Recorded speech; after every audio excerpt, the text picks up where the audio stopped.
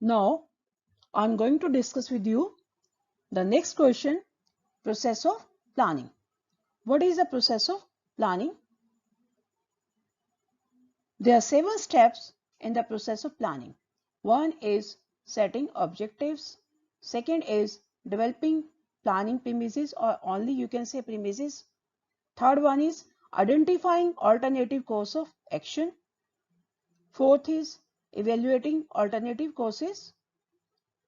Fifth is selecting the best possible alternative. Sixth is implementing the plan.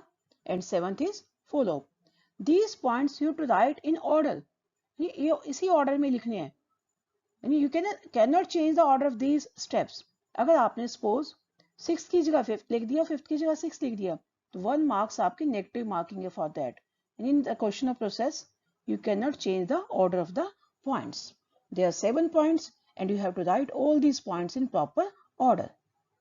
Now I'm going to explain these points. The point 1, setting objectives. The first and foremost step is setting objectives. यानी planning का सबसे पहला step क्या है? Setting objectives. यानी सबसे पहले what are your goal, what is your objective, पहले वो सेट करना. यानी if you are making plan to get good marks in your 12th standard, तो सबसे पहले आप ये तो डिसाइड करोगे ना कि अपने मार्क्स कितने अचीव करने हैं. Whether you want to score marks 95%, whether 98%, whether 100%. For that objective, for the achievement of that objective, you will make plans. And the first step is setting objectives, and objectives are the end results which managers wish to achieve. Objectives ही तो जिस तक वो पहुंचना चाहता है manager. They must be specific and clear. The objective should be specific and clear. We can say smart objective होने चाहिए. Like objective should be specific, S for specific, M for measurable. यानी जिसको मेजर भी किया जा सके. यानी quantitative term में होना चाहिए, क्वांटिटी में होना चाहिए. जैसे 95% मार्क्स, तो ये मेजरेबल है. अगर हम कहें अच्छे मार्क्स, अच्छे कितने, we can not measure that.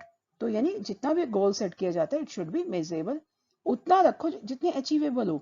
यानी आप अपने कैलिबर के अकॉर्डिंग ही ऑब्जेक्टिव सेट करोगे. यानी ऑर्गेनाइजेशन में भी वही ऑब्जेक्टिव, वही टारगेट सेट किया जाता है जितना एक ऑर्गेनाइजेशन अचीव कर पाए. And objective should be realistic and timely achieve हो जाना चाहिए. तो every organisation must have certain objectives, कि बिना ऑब्जेक्टिव्स के एक ऑर्गेनाइजेशन सेटअप ही नहीं होती. Objectives may be set for the entire organisation and for even department. यानी पूरी ऑर्गेनाइजेशन के लिए भी ऑब्जेक्टिव सेट किया जाता है, और इवन छोटे छोटे डिपार्टमेंट्स के भी अपने ऑब्जेक्टिव्स होते हैं. They give direction to all departments. यानी ऑब्जेक्टिव से डायरेक्शन देते हैं डिपार्टमेंट्स को. Objective specifies what are the organisation want to achieve. यानी ऑब्जेक्टिव्स ही बताते हैं कि करना क्या है. What we have to do, what the employees have to do. And for example, an objective of increasing sale by 20% in the next year. यानी आपने ऑब्जेक्टिव रखा कि नेक्स्ट ईयर आपने 20% सेल इंक्रीज करनी है. तो इस सेल को इंक्रीज करने के लिए हम आगे फर्दर स्टेप्स जो करेंगे. Now second point is developing premises. अब प्रीमिसेस मींस क्या होता है? Premises means making assumptions. यानी आपने को टारगेट सेट किया. मान लो एक पर्सन ने कहा कि 20% सेल इंक्रीज करनी है. वो सेल ऐसे थोड़ी इंक्रीज करेगा, पहले तो देखेगा ना कि क्या कस्टमर्स में जो है उसकी प्रोडक्ट की डिमांड है या नहीं है, उसके जो बिजनेस किस फेवरेबल लोकेशन पे है या नहीं है. यानी ऐसे नहीं वो टारगेट या ऑब्जेक्टिव सेट करेगा. उस ऑब्जेक्टिव को सेट करते हुए उसे कुछ ना कुछ एज्यूम करना पड़ेगा, assumptions मानकर चलनी पड़ेगी. यानी premises is concerned with future and which is uncertain.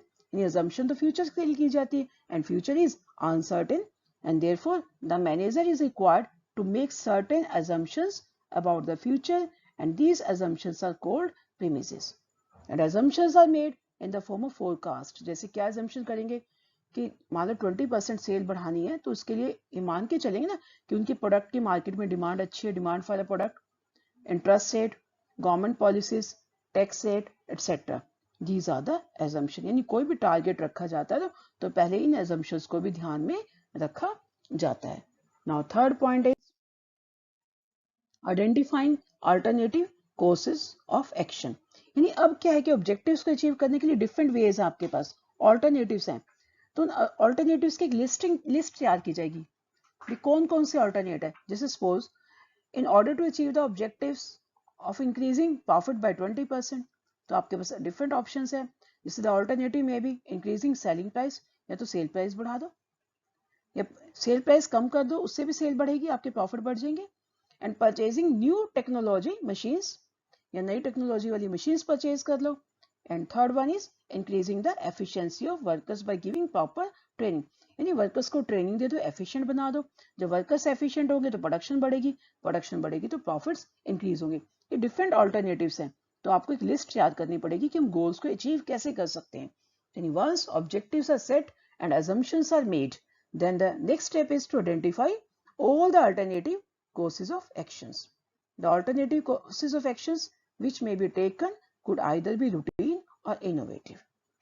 So these are the alternatives and you have to make the list of these alternatives. Now fourth point is alternatives की list तो आपने तैयार कर ली, अब क्या करना है, उसको evaluate करना है। जितने भी different alternatives आपने choose किए हैं, list तैयार की है, you have to make the evaluation for those alternatives. In this stage, management will evaluate the merits and demerits of various alternatives. जो आपने लास्ट ऑल्टरनेटिव की एक लिस्ट तैयार की है, तो हर एक ऑल्टरनेट का, जैसे सेल इंक्रीज करनी है, प्रॉफिट बढ़ाने तो सेल इंक्रीज करनी पड़ेगी, तो सेल इंक्रीज करनी है, या जो हाई टेक्नोलॉजी मशीनरी लेनी है, या वर्कर्स को ट्रेनिंग देनी है, ये अपनी लिस्ट एक तैयार की थी। अभी डिफरेंट ऑल्टरनेट है, तो in the light of various objectives of the business and planning premises के बेस पे इसके मेरिट्स और डिमेरिट्स हर एक ऑल्टरनेट के देखे जाएंगे, और फिर after that you can choose the best alternative. यानी पहले आप इवेल्युएट करोगे, इन नेक्स्ट स्टेप जो ऑल्टरनेट सबसे अच्छा लगेगा, after evaluating these alternative you will choose the best alternative. Now fifth point is selecting the best possible alternative. After analyzing the merits and demerits, the most appropriate alternative is selected. यानी आपको लगा कि जिसे profit बढ़ाने हैं तो हम workers को एफिशिएंट बना दें, ट्रेनिंग दे दें, तो उसको चूज कर लिया जाएगा। अगर आपको लगता है कि इससे बेटर क्या है कि न्यू टेक्नोलॉजी वाली मशीनरी परचेज की जाए, मशीन परचेज करोगे न्यू टेक्नोलॉजी वाली, तो उससे प्रोडक्शन बढ़ेगी, जब प्रोडक्शन बढ़ेगी तो प्रोडक्शन से क्या होगा, प्रॉफिट्स भी इंक्रीज होंगे। And this is the real point of decision making. अब अपनी ऑल्टरनेट चूज कौन सा करना है, ये डिसीजन मेकिंग पॉइंट है। The best plan is to be adopted which must be the most profitable with the least negative consequences. यानी आपको वो ऑल्टरनेट चूज करना है जिससे प्रॉफिट्स तो ज्यादा हो और उसके नेगेटिव एस्पेक्ट्स जो है कम हो। तो फॉर एग्जाम्पल, तो आपने क्या सिलेक्ट किया, selecting purchasing new technology machine is the best solution for increasing profit. तो आपको लगा सबसे ज्यादा अच्छा सॉल्यूशन यही है। Now next point is implementing the plan. अब आपने ऑब्जेक्टिव्स चूज कर लिया, तो अब आप क्या करोगे, once the plans are developed they are put into action. And अब आप क्या करोगे, उसके अकॉर्डिंग ही काम करना शुरू करोगे। न्यू टेक्नोलॉजी मशीन परचेज करने के बाद फिर उसको ऑपरेशन में लाओगे, so as to achieve the objectives of the business that is doing what is required. ये जो आपने प्लान किया है उसके अकॉर्डिंग ही आपको काम करना है। यानी आपका यहाँ प्लान क्या था, ऑब्जेक्टिव क्या था, प्रॉफिट इंक्रीज करना, इंक्रीजिंग प्रॉफिट बाय 20%। तो उस 20% प्रॉफिट को इंक्रीज करने के लिए अब काम करना। If there is a plan to increase production, अगर प्रोडक्शन इंक्रीज करने का प्लान है तो देन मोर लेबर चाहिए आपको, इसके लिए मोर मशीनरी चाहिए, will be required. It means the implementing the plan, it means putting the plan into action. This step would also involve organizing for labor and purchase of machinery. तो आपको इसके लिए machine चाहिए तो मशीन को purchase करोगे और labour को भी ऑर्गेनाइज करोगे। Now last point is follow up. This is the main point. Planning is a continuous process. So manager's job does not get over simply putting the plan into action. यानी हमने plan decide किया था objective कि हमने production increase करनी है, profit increase करने हैं, प्रॉफिट इंक्रीज करने के लिए क्या करना पड़ेगा, प्रोडक्शन इंक्रीज करना करेगी। तो उसके लिए हमने क्या किया, मशीन परचेज कर ली और लेबर जो है ऑर्गेनाइज कर ली। तो यही हमारा काम खत्म नहीं होता, तो हमें फॉलोअप करना है, ये चेक करना है कि वाकई जो हमने ऑब्जेक्टिव सेट किया था उसके अकॉर्डिंग काम प्रॉपर वे से चल रहा है या नहीं चल रहा। जैसे आपका सिलेबस डिसाइड हो चुका था, बट ड्यू टू कोविड-19 आपके सिलेबस में चेंजेस किए गए, सीबीएसई ने क्या किया, आपका सिलेबस को रिड्यूस कर दिया गया है। यानी ये नहीं कि जो प्लान पहले बन गया था तो ठीक है उसके अकॉर्डिंग चलते रहो, नहीं, तो बीच में से सिचुएशंस के अकॉर्डिंग, चेंजिंग सर्कमस्टांसेस के अकॉर्डिंग तो उस प्लानिंग को भी चेंज करना पड़े तो करना पड़ता है। यानी फॉलो अप करते रहो कि क्या वाकई उसके अकॉर्डिंग काम हो पाएगा जो ऑब्जेक्टिव सेट किया है, या नहीं हो पाएगा। अगर नहीं हो पाएगा तो प्लानिंग में थोड़ी सी जो एडजस्टमेंट्स करनी है, तो चेंजेस करने हैं तो कर देने चाहिए। तो जैसे सीबीएसई ने आपके सिलेबस में अब इसी चैप्टर्स में ही आपका टाइप्स ऑफ प्लान रिड्यूस कर दिया गया, डिलीट कर दिया गया, ठीक है। तो to see whether plans are being implemented and activities are performed according to schedule is also part of the planning process. यानी ये भी देखना कि जो अपनी एक्टिविटीज परफॉर्म करे शेड्यूल के अकॉर्डिंग है या नहीं है, तो सारा चेक करना। तो during follow up many adjustments are made in the plan. अभी फॉलो अप में तो हुआ, ये एडजस्टमेंट्स क्या हुई, आपके सिलेबस को रिड्यूस कर दिया गया। तो monitoring the plan is equally important to ensure that objectives are achieved.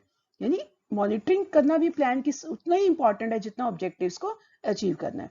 यानी success is in the follow up. अगर आपने फॉलो अप नहीं किया तो यू आर ऑलवेज फेलियर। तो these are the 7 points of the process of planning. Thank you and have a nice day.